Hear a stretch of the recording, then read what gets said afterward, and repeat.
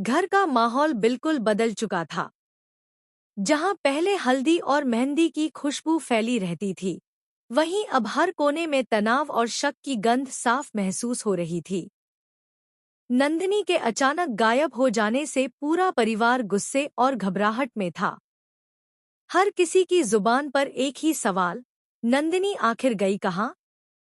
लेकिन सबसे ज्यादा चौंकाने वाली बात यह थी कि शक की उंगली सीधे वसुधा की ओर उठ रही थी। घरवाले साफ साफ कह रहे थे कि सचमुच नंदिनी कहीं भी नहीं है और उसे गायब करवाने वाली वसुधा ही है। किसी को याद था कि मेहंदी में भी वसु पर तमाशा करने का आरोप लगा था और अब वह नंदिनी की जगह खुद बैठने की कोशिश कर रही है। ऐसी बातें पूरे घर में गूंज रही थी। हालात इतने बिगड़ चुके थे कि वसु कुछ कह भी नहीं पा रही थी। उसकी आंखों में दर्द था, पर उसकी आवाज पर किसी को भरोसा नहीं था। वहीं दूसरी तरफ वसुधा और देव नंदिनी को ढूंढने के लिए बाहर निकले थे, लेकिन उन्हें नंदिनी कहीं नहीं मिली। बारिश और हवा दोनों तेज हो चुकी थी, जैसे मौसम भी इस कहानी का हिस्सा बन गया हो। जब वे दोनों वापस घर लौट रहे थे, तो उधर घर पर चंद्रिका को बड़ी अजीब सी बात नजर आती है। देव का फोन गायब है और उसकी गाड़ी की चाबी भी नहीं है। उसे एक गहरी चिंता घेर लेती है।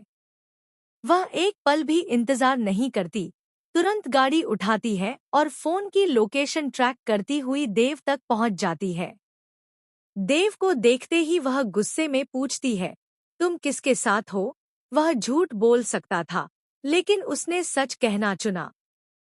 मैं वसु के साथ हूँ मासा, देव धीरे से कहता है। चंद्रिका हैरान होती है, पर इसी बात से उसे देव की ईमानदारी पर भरोसा भी होता है। वह कहती है, ठीक है, जल्दी घर आ जाओ। हल्दी का फंक्शन शुरू हो चुका है। देव सिर हिलाता है और निकला ही था कि उधर घर में एक और बड़ी घटना घट जाती है। सारिका, जो हमेशा वसु से जलती आई है, उसे कमरे में अकेला पाती है। उसके मन में एक ही बात घूम रही थी। वसु देव की शादी रोकना चाहती है और खुद देव की दुल्हन बनना चाहती है। इससे पहले कि वसु कुछ समझ पाती, सारिका बाहर से कमरे को लॉक कर देती है। वसु दरवाजा पीटती है, रोती है, विनती करती है, सारिका मैडम, ऐसा मत कीजिए, प्लीज दरवाजा खोल दीजिए। लेकिन सारिका को मानो उसकी कोई बात सुनाई ही नहीं दे रही। उसके चेहरे पर क्रूर मुस्कान थी और आंखों में जलन।